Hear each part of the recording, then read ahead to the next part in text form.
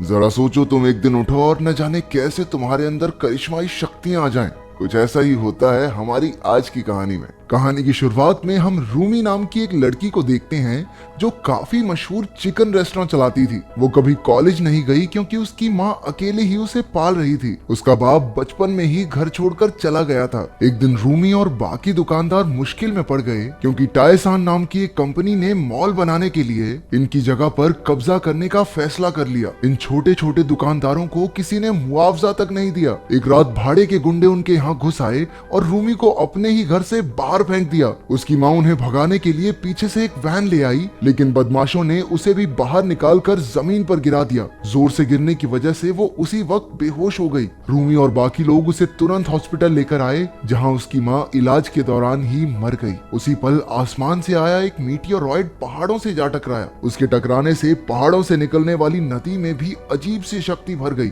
अगली सुबह रूमी के पिता शिन ने भी वहां का पानी पिया, जिसका स्वाद बेहद अजीब सा था। फिर वो बैंक में पहुंचा जहां वो चौकीदार का काम करता है। उसके पेट में दर्द सा होने लगा था, जो शायद नदी के पानी की वजह से हुआ। फिर उसने नौकरानी को ऑफिस से छोटा छोटा सामान चुराना सिखाया, लेकिन नौकरानी ने तो एक ही बार में काफी चीजें चुरा ली, जिससे वो पकड़ी गई। शिन ने उसे देखा, लेकिन वो अपने रास्ते निकल गया। शाम को एक रेस्टोरेंट में उसका पेट कुछ ज्यादा ही दर्द होने लगा। अचानक उसके आसपास की सारी चीजें धीरे धीरे उड़ने लगी। सारे टेबल कुर्सियां खुद ही पीछे गिर गए। अब उसका दर्द बंद हो गया, लेकिन दुकानदार ने उसे नुकसान करने के लिए धक्के मारकर बाहर निकाल दिया। कुछ देर बाद शिन अपने छोटे से घर में लौटा और लेटकर एक सिगरेट अपने मुंह में डाली। जैसे ही वो लाइटर लेने के लिए आगे बढ़ा, लाइटर खुद ही उड़कर उसके हाथ में आ गया। ये देखकर वो थोड़ा हैरान रह गया, लेकिन तभी उसकी बेटी का कॉल आया। उसने बताया कि उसकी माँ की मौत हो गई है। शिन एक पुराना सूट पहनकर अंतिम संस्कार में पहुंचा,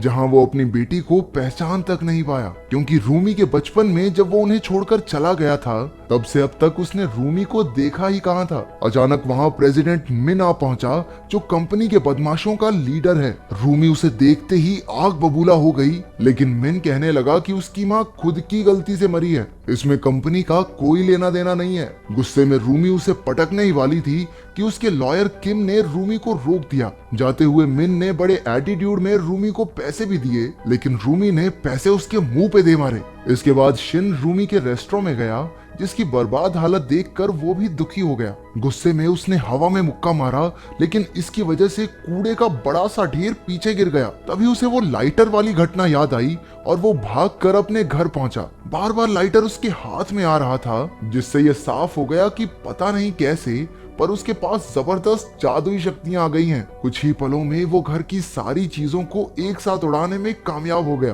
तभी उसके दिमाग में जादूगर बनकर खूब सारे पैसे कमाने का प्लान आया। अगली सुबह अपनी माँ को दफनाकर रूमी अपने पिता और दोस्तों के साथ बाजार में पहुंची, जहां सारे दुकानदार बदमाशों के डर से छिपे हुए थे। वो लोग कभी भी आकर तोड़ फोड़ कर जाते थे, लेकिन किम ने दुकानदारों को शांत रहने को कहा। उनकी पुलिस से बातचीत चल रही थी, लेकिन दुकानदारों का मानना है कि ये बदमाशों की कंपनी तो कानून को भी खरीद लेगी। लोगों का कहना था कि गुंडों की तरह उन्हें भी मारपीट करनी ही होगी, लेकिन किम जानता था कि इससे वो कानून के सामने और बुरे बन जाएंगे। शिन ने सबसे कहा कि अब लड़कर कोई फायदा नहीं और अब उन सबको नई नौकरियां ढूंढ लेनी चाहिए। इससे सब गुस्सा हो गए और रूमी ने तो उसे बाहर ही भगा दिया। शाम को शिन एक सर्कस में काम मांगने गया और उसकी शक्तियों की वजह से उसे तुरंत नौकरी मिल गई। अगले दिन रूमी को पता चला कि उसकी माँ की रिपोर्ट में मौत का कारण चोट लगना है और उसके पास कंपनी के खिलाफ कोई सबूत तो था नहीं। जिन्होंने कैमरे से वीडियो बनाई थी, उन्हें तक कंपनी ने खरीद लिया। बाद में शिन उससे मिलने आया और कहा कि अब वो पैसे कमाने लगा है, इसलिए रूमी को अपनी पढ़ाई पूरी करनी चाहिए। उसने एक टाई से अजीबोगरीब जादू भी करके दिखाया, लेकिन रूमी को उस पर बिल्कुल विश्वास नहीं था। उसने गुस्से में कहा कि ये सब करके वो बस अपना टाइम बर्बाद कर रहा है, क्योंकि वो बचपन में उसे और उसकी माँ को बेसहारा छोड़कर चला गया था, इसलिए रूमी आज तक उससे नफरत करती थी। शिन ने समझाया कि वो अपने कर्जों की वजह से उन्हें छोड़कर गया था ताकि उन्हें कोई परेशानी ना हो, लेकिन रूमी ने उसकी एक न सुनी। उसने कहा कि अब इतने साल बाद बाप बनने की जरूरत नहीं है मेरा, और वो वहाँ से चली गई। तभी शिन की नजर कंपनी के बदमाशों पर पड़ी जो दुकानों पर हमला करने जा रहे थे। दुकानदारों को भी खबर पहुंच गई और उन्होंने बदमाशों को रोकने के लिए रास्ता बंद करने की कोशिश की, लेकिन वो बदमाश सब कुछ तोड़ फोड़ कर अंदर घुस आए और लोगों को पीटने लगे। अचानक शिन वहां आ पहुंचा और अपनी शक्तियों की मदद से सभी बदमाशों को हवा में उड़ाकर उनकी हड्डी पसली एक कर दी। उसकी शक्तियां देखकर उनके होश उड़ गए और सब पीछे हट गए। एक बदमाश आगे बढ़ा, लेकिन शिन ने दूर से ही उसकी बाजू मरोड़कर उसे हवा में लटका दिया। तभी पुलिस वहां आ गई और सभी दुकानदारों और बदमाशों को पकड़कर पुलिस स्टेशन में ले आई। दोनों गुट एक दूसरे पर इल्जाम लगाने लगे। ऑफिसर ने आखिरकार रिकॉर्डिंग देखने का फैसला किया। वीडियो में शिन सबके छक्के छुड़ा रहा था, लेकिन पुलिस वाले को अपनी आंखों पर यकीन ही नहीं हुआ। बेचारा रिपोर्ट में क्या लिखता, हवा में उड़ा उड़ा के मारा है सबको। उसने परेशान होकर सबको घर वापस भेज दिया। सभी दुकानदार दुखी होने का नाटक करके बाहर आ गए, लेकिन असल में सभी बेहद खुश थे क्योंकि उन्होंने पहली बार बदमाशों को हराया था। लेकिन रूमी अभी भी अपने पिता से नाराज थी। बाद में शाम को बाजार के बाहर बैठे बदमाशों ने देखा कि कूड़ा अपने आप हवा में उड़ रहा है। जब उनकी खुद की कार भी उड़ने लगी तो सब डर के मारे वहां से भाग खड़े हुए। असल में शिन अपनी शक्तियों की मदद से तगड़ा बैरिकेड बना रहा था ताकि उसकी दुकानों तक कोई बदमाश ना पहुंच सके। जब किम ने उसकी शक्तियों के बारे में पूछा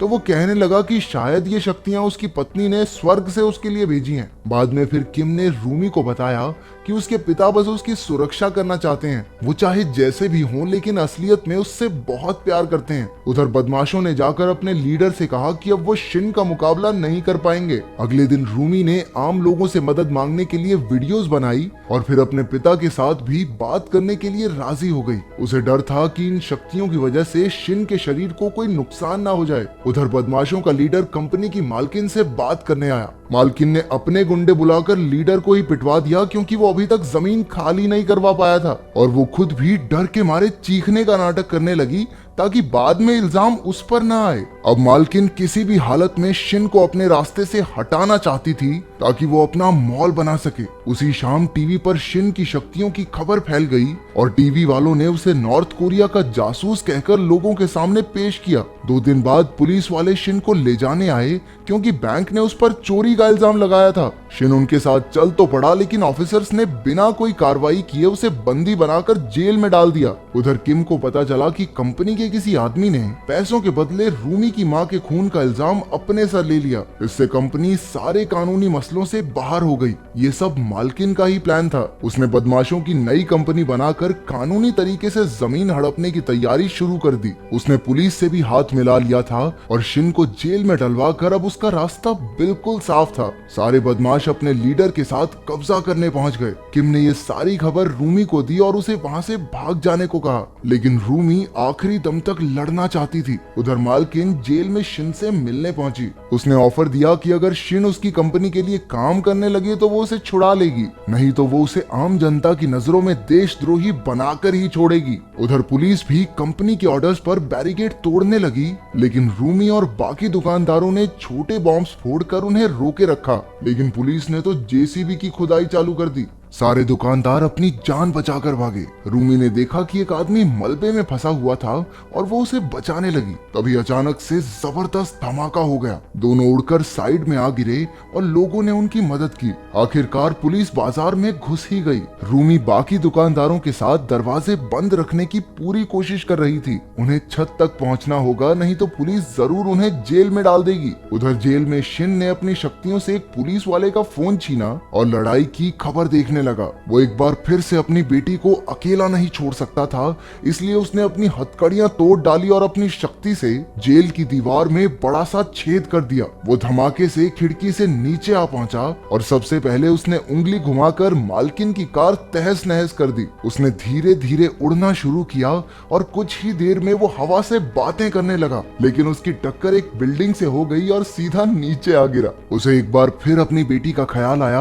और वो कृष की तरह छलांग लगाकर आगे से आगे बढ़ता ही रहा। उधर रूमी और बाकी दुकानदार छत तक पहुंच गए, लेकिन एक आदमी सीढ़ियों से गिरकर लटक गया। पुलिस ने उस पर पानी फेंक कर उसे गिराना चाहा, लेकिन शिन ने ऐन वक्त पर आकर उसकी जान बचा ली। एक बार फिर से लंबी छलांग लगाकर वो और लोगों को बचाने पहुंचा, लेकिन धुएं की वजह से वो पुलिस की क्रेन से जा टकराया और गलती से एक ऐसे कमरे में जा गिरा जहां बहुत सारे पुलिस वाले थे। वो सब एक साथ उस पर आ गिरे, लेकिन उसने अपनी शक्तियों से एक ही बार में सबको पीछे हटा दिया। शिन एक बार फिर अपने मिशन के लिए उड़ गया। उधर किम सबको सीढ़ियों से दूसरी छत तक पहुंचा रहा था, लेकिन रूमी लेट हो गई और पुलिस वालों ने उसे बंदी बना लिया। बाकी पुलिस वाले भी वहां पहुंच गए और दुकानदारों को बुरी तरह पीटने लगे। मौके पर पहुंचकर शिन ने एक ही बार में सबको उड़ाकर दूर फेंक दिया। हजारों पुलिस वाले मिलकर भी उसकी ताकत का मुकाबला न कर सके। उनसे निपटकर शिन ने अपनी शक्ति से सभी दुकानदारों को एक साथ छतें पार करवा दी।